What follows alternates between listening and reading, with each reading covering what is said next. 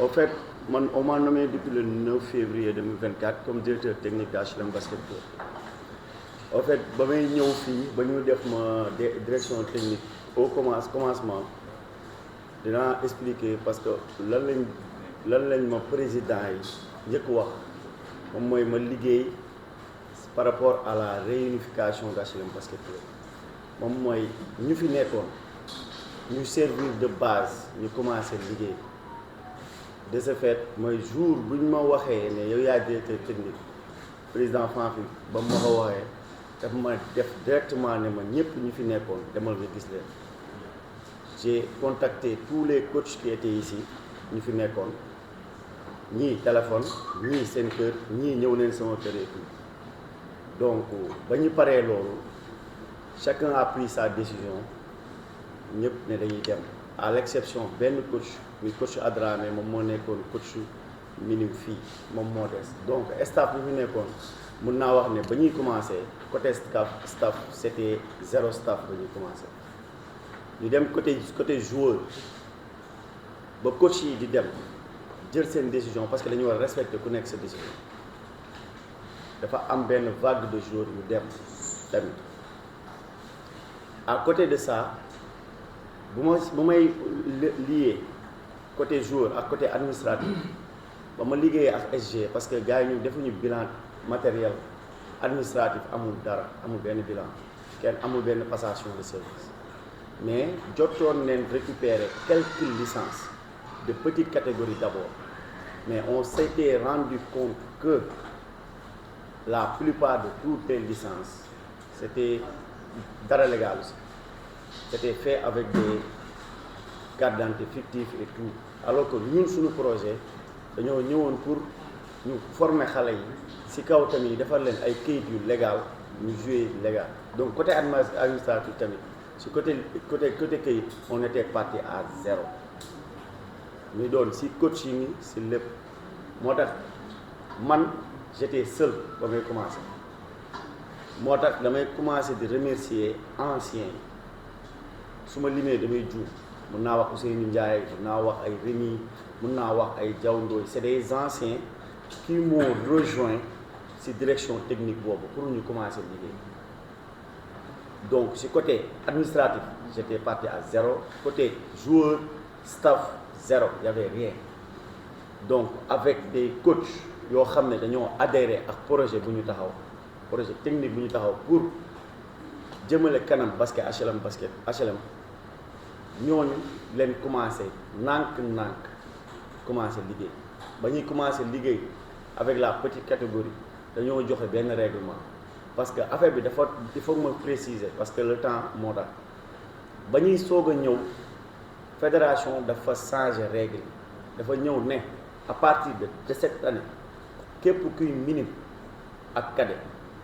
booy ñëw di renouveler licence wala ngay defar licence bu bees da ngay indi extrait de naissance original ak copie littérale auparavant ça ne se faisait pas photocopie rek ngay indi bu fekkee junior nga wala senior nga da nga photocopie rek nga doon indi loolu moo taxoon problème fictif yi mais léegi ñoom dañu ne photocopie carte d'identité boo am légalisation police ak wala mairie loolu moo tax même ñooñu bu ñu fi desoon di doon petite catégorie rek ñeent dinañu woon am difficulté ñu jouer parce que problème de administratif problème këyit la moo tax nag avant ñuy commencer ñu dem expliquer ñu rendre compte président situation ak secrétaire général ñu travail ñu bind fédération ak ligue ñu ne leen pour ces questions administratives ak yenn vague de xale yu dem dañuy obligé petite catégorie au lieu de jouer avec 6 catégories garçons filles on sera obligé de jouer avec 3 catégories pour xale yi ñuy defal kii ñu am ay kayit yu légal ba pare ñu pare pour compétir moo tax ren ba ñuy commencer on a commencé avec 3 catégories minime fille minime garçon et cadet garçon yoo xam ne képp ku ci jouer ak licence bu légal nga jouer donc on a 16 filles en minime fille on a 15 garçons en minime garçon et 10 garçons en cadet garçon loolu lañ commencé ba ñuy commencé ci côté bilan matériel il y avait 0 matériel mais damay remercier waat encore président yi fi nekk ak bureau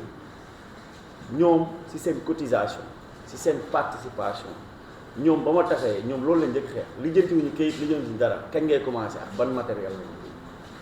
vraiment ils m'ont mis dans des conditions yoo xam ne jëndal nañ senior garçon yi ballon senior fille yi ballon petite catégorie bi pour au moins ñu am base bu ñu commencé man xam naa ne c'était très difficile si ñoom parce que financièrement ñun dinañ si ñëw c'était zéro si seen poche si sunu poche si poche wu ay comité directeur je sais après ñoom dinañ si ñëw si loolu leen commencé jënd matériel commencé si loolu leen commencé senior garçon ñu fi nekkoon c'est à préciser amul benn joueur bu joué daaw bu fi joué ren ñëpp a dem senior fille dañoo jël licence yi senior fille ñu refusé ko restituer à notre pays il y avait 21 licences donc avec les senior filles 0 licence boo xam ne jox nañ ñu ko pour ñu commencer là on est à 22 filles senior filles 25 garçons yu am ay licences yu commencé jouer bu ñu jugee foofu si leen defar suñu direction technique bu ñu defaree suñu direction technique avec plus de 15 membres avec des coachs des anciens ñu ñëw taxaw ñii dañuy def travail mental ñii dañuy def seen travail technique yoo xam ne chaque jour y a un plan macrocycle bu ñu teg chaque jour ñu def ay plan microcycle di xool évolution bi loolu la ñuy travailler bu ñu paree foofu on a eu des performances bu ñu paree on a eu des performances si petite catégorie bi laay commencer les minimes filles sont à 7 victoires 2 défaites ñoo ngi joué seen dernier match de poule en ce moment contre Fabrica à Maristes donc performance bu extra la minime garçons yi ils sont à 7 victoires 5 défaites bien placés ci classement bi cadet garçons yi ñaari équipe rek ñoo lañ gagné kii muy 4 défaites mais ils ont ñoom am nañ 8 victoires pour les seniors filles ñoom ñooy ñu gënoon nekk parce que dañoo bloqué woon seen licence ñun jotuñu benn licence fii ñoom c'est en cours de saison la ñuy defar équipe bi mais bu ñu noté elles ont eu sur 10 matchs 5 victoires 5 défaites mais malheureusement elles ne se sont pas qualifiées pour tournoi monté ndax dañoo jël 4e ci classement mais il faut fii ma saluer benn affaire ci senior fii yooyu pour la première fois saison tëj groupe de 21 personnes ñu ne ñoom tëjuñu soxlawuñu xaalis président soxlawuñu paasu kenn ñoom saison 2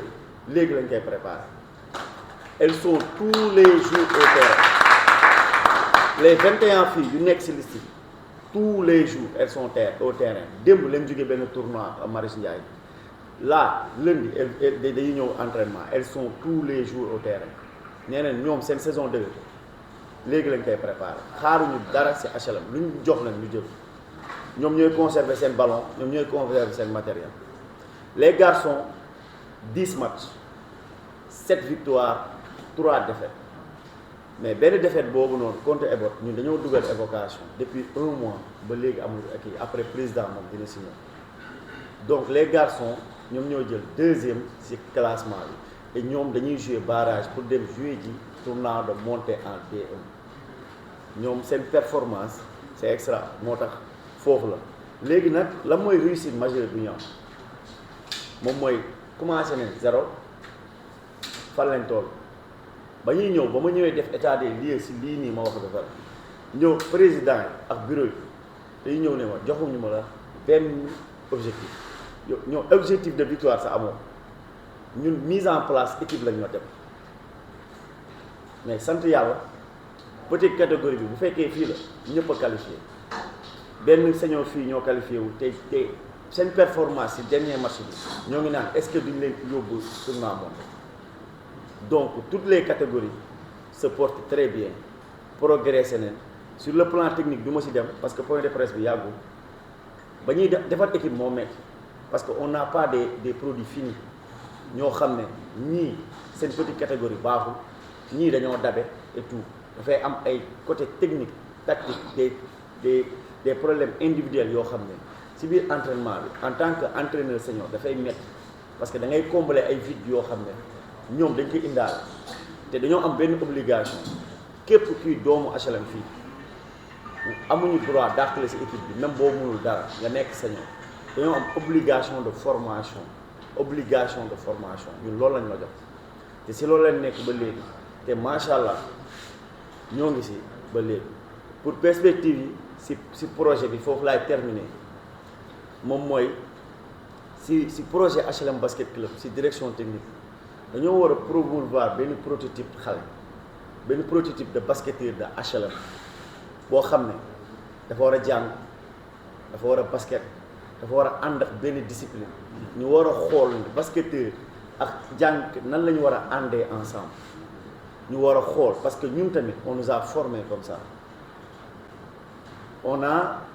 réussi entre guillemets ci côté boobu moom mooy sport étude réussir dans le sport dans les études d'abord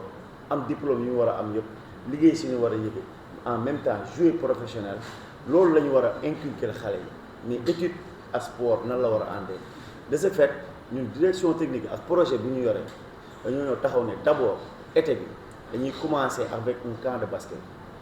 de basket boobu c'est pour la mooy woon objectif bi moom mooy 3 ñun on devait aller avec 8 catégories on s'est retrouvé avec 5 catégories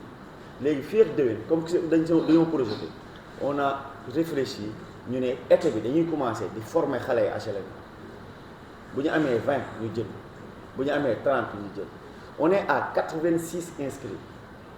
yoo xam ne dañoo inscrire ñu former leen pour déwén au moins ñu combler gap boobu incha allah déwén 8 catégories yëpp dina am te bu ñu paree tamit ba camp de été bi jeex lu gën a mag lu direction technique bi di def mooy lu musul am dañuy def benn école de basket de HLM en collaboration ak école yu nekk fii yëpp pour occuper pour di def ci slogan boobu ñuy wax sport ak étude ñu dem ak école yi collaborer ak HLM Basket Club jël xale yi former leen ba pare inculquer leen ñun prototype bu ñu bëgg ci xale yi lan lañ bëgg def xale yoo xam ne dañuy jàng dañoo am discipline dañuy dégg ba pare projeté basket HLM loolu laa amoon lu ma doon def comme bilan di remercier ñëpp jërëjëf